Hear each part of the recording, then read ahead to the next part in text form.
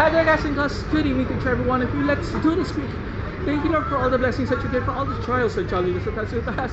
Shout out to my family in Bicol, headed by my mother, February, Sindora, Bebe, Chicha, and Kiel. Shout out to all my first viewers who never get tired of my masterpieces, especially those who are watching right now. To all my 10 lovely countries, hello. To all my silent subscribers out there, hi, hi, hi.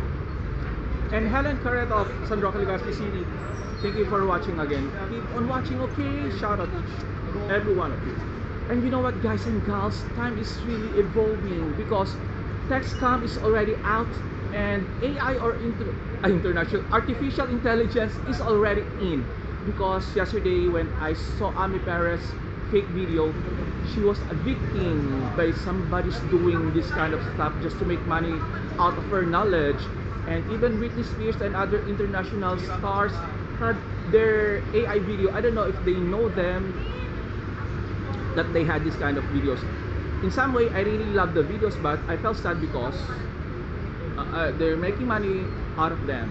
So please be aware, guys and girls, do not believe or do not follow their invites if they're asking you for money or other stops doing their thing, because scammers are everywhere and they will fool you. They will talk sweet talks. So please be aware. Hold on, so we're still on the go.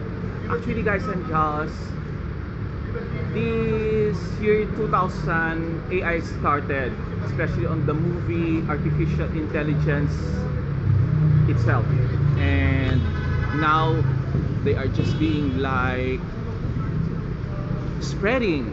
So don't be a victim, and even your stars or even your immediate family may created an artificial intelligence. So please be a keen observer.